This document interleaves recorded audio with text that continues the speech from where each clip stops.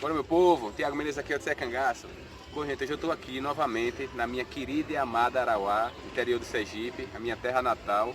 E hoje nós vamos falar sobre o cangaceiro Zé Sereno e vamos falar sobre... Bora, meu povo, Tiago Menezes aqui, do Zé Cangaço. Bom, gente, hoje eu estou aqui no município de Arauá, novamente, a minha terra natal, minha querida e amada Arauá. E a gente vai falar hoje um pouco sobre o cangaceiro Zé Sereno. E vamos falar principalmente por um fato ocorrido na vida dele e relatado pelo próprio ao pesquisador Amauri. E é um fato super curioso, super engraçado inclusive, e a gente vai contar isso hoje aqui no Odisseia Cangaço. Então vamos lá, vamos embora. Tiago Menezes, Odisseia Cangaço, vamos lá!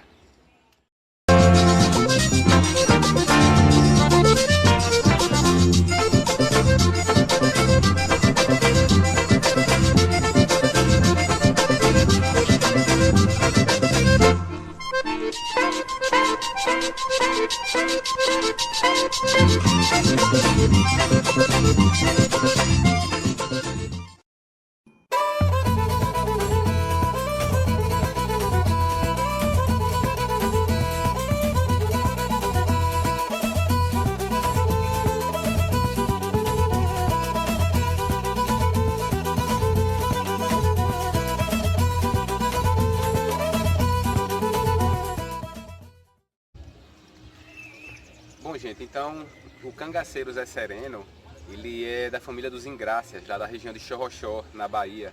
Ele é sobrinho dos cangaceiros Antônio de Ingrácias e Cirilo de Ingrácias. Esses dois eram tios dele e já arrumavam muita confusão, muitas intrigas. Eram os valentões lá de Xorroxó nessa época. E outro parente famoso de Zé Sereno é o cangaceiro Zé Baiano, que é lá também, inclusive, né? É o ex-pedreiro, né? Trabalhava como pedreiro antes de ser cangaceiro, o Zé Baiano. Mas enfim, o Zé Sereno, na verdade, ele nasceu em 22 de agosto de 1913, lá perto de Xorroxó, na fazenda lá próxima. E a família dele, muito humilde, ele teve que se mudar para a região de Capim Grosso, lá na Bahia, depois que o pai dele tinha falecido já, os meninos eram todos pequenos, e um dos irmãos dele, a prole era muito grande, na verdade, eram muitos irmãos, e um desses irmãos era muito doente. Então ele teve que se tratar lá em Capim Grosso, que era da região era a cidade mais desenvolvida ali daquela região. E aí ele lá trabalhava como criador de cavalos. Então ele começou já era um garoto, né? Começou a trabalhar com isso, cuidando dos animais do pessoal que ia visitar as feiras de lá, da região. Então, esses tios dele já eram famosos lá, os valentões de lá, os Ingrácias. E aí, esses irmãos, o Antônio e o Cirilo, eles mataram mais uma pessoa lá, e esse rapaz, ele é parente de um soldado chamado Lau. Então esse soldado Lau, começou a perseguir o garoto, que na época não era Zé Sereno, ele era conhecido lá como Zé de Lídia. Ele começou a perseguir esse menino simplesmente pelo fato de ser sobrinho dos Ingrácias. Então eles se cruzaram um determinado dia em uma estrada e houve luta corporal, e o jovem Zé de Lídia conseguiu desarmar esse policial e só não o matou porque não sabia atirar. Então a partir disso a vida dele estava em jogo, claro, e aí um dos coiteiros dos Ingrácias levou o sobrinho para acompanhar os tios, ou senão ele ia morrer. E foi assim que ele entrou para o bando. Mas nessa época, o Antônio já tinha sido morto pelo irmão Cirilo. Então era Cirilo que chefiava o bando. Mas aí o jovem Zé de Lídia, ele arrumou também algumas intrigas com a esposa do tio, porque ela simplesmente queria, em uma dessas viagens que Cirilo fez, a moça, a mulher dele, queria que o jovem Zé de Lídia lavasse simplesmente os pés dela, fosse o criado dela, e ele não se permitia a isso. Então quando o tio chegou, ela contou tudo, ela estava furiosa com Zé de Lídia. Então o tio foi dar uma surra nele e ele ele correu, ele não ia tomar uma surra do tio. Então ele montou o bando dele com outro primo dele, que é o Mané Moreno, com outro cabra. Então esses rapazes também já estavam furiosos com as atitudes de Cirilo de Ingrácias, então eles montaram um bando para eles. Mas logo quando ele entrou no cangaço, o primo deles, Zé Baiano, o batizou de Zé Sereno, porque dizia que ele andava pelo mato muito sorrateiro, era bem sereno, de mansinho nos matos, então ele apelidou de Zé Sereno, é o vulgo Zé Sereno. Então ele apresentou logo ao chefe o Lampião. Lampião até meio olhou assim, ele era jovem, pequenininho, todo magrinho. Esse macaquinho aí, Lampião falando, né? Zé Baiano até se sentiu ofendido e disse: capitão, me desculpe, mas na minha família só tem cabra valente. Então Lampião botou ele para trocar supapo lá com Volta Seca, que era outro recém-chegado lá, outro garoto. E aí esse macaquinho, como chamava Lampião, né? Chamava Zé Sereno de macaquinho. Então deu uma peia em Volta Seca, ele disse: realmente, Zé Baiano, nossa família só tem homem valente. Então, e foi assim que ele seguiu a vida dele, se tornou um grande chefe de grupo. Estava lá no Angico quando aconteceu todo aquele ataque que culminou na morte de Lampião, Maria Bonita e mais 9 cangaceiros. Ele conseguiu sobreviver. Ele se entregou na última semana de agosto de 1938. Ele se entregou à polícia lá em Serra Negra, que é hoje a cidade de Pedro Alexandre, lá na Bahia.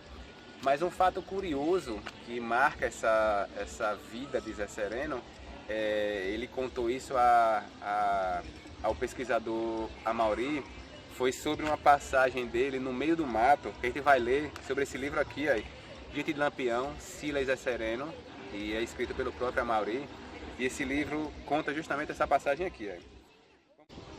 Contou-nos ainda sobre a vez em que vagara sozinho por 2 ou 3 semanas pela Caatinga Erma. Isso ocorreu no início de sua vida como cangaceiro. O fato aconteceu após uma brigada contra uma volante baiana em que o bandoleiro tiveram que fugir, cada qual para o seu lado, e Sereno separou dos companheiros. Certo? Então, como o livro conta, ele estava numa briga com as volantes. Então, naquele momento em que os cangaceiros debandam, e aí ele acabou se perdendo dos outros cabras no meio da Caatinga. Eles se encontraram depois, mas então ele ficou aqui esses dias todos andando sozinho no meio da Caatinga, se virando mesmo. Então vamos lá.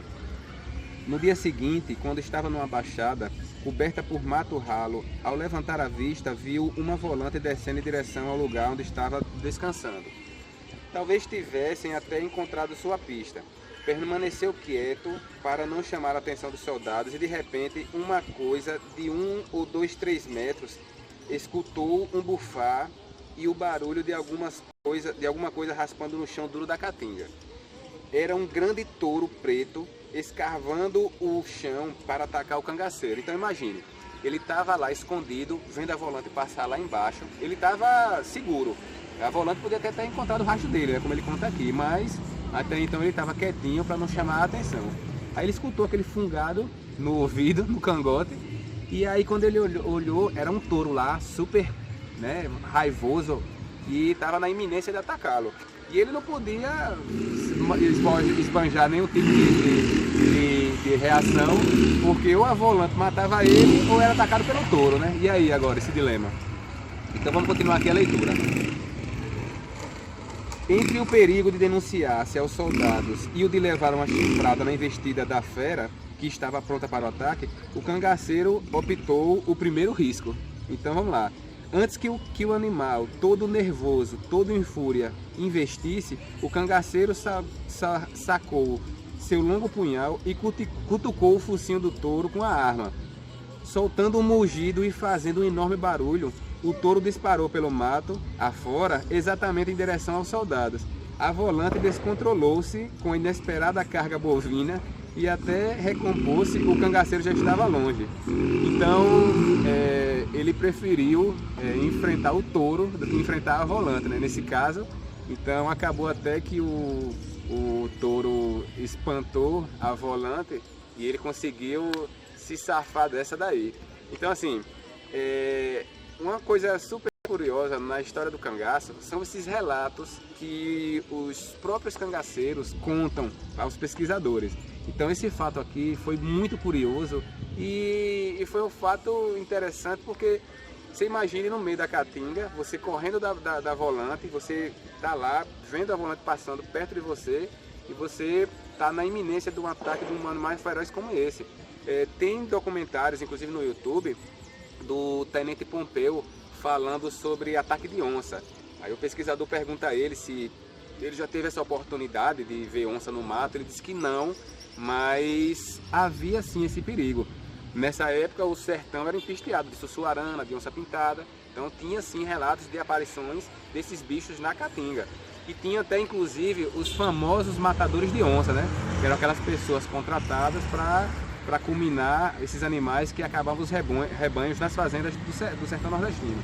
Então esse fato aqui aconteceu de verdade, foi um relato do próprio Zé Sereno, e eu queria deixar isso muito bem claro aqui, mostrar isso para vocês, essa passagem aqui que é bem curiosa, bem engraçada, e foi vivida pelo cangaceiro Zé Sereno, o grande Zé Sereno. Então vamos lá, vou ficando por aqui, Thiago Menezes, Zé Cangaço, fique ligado.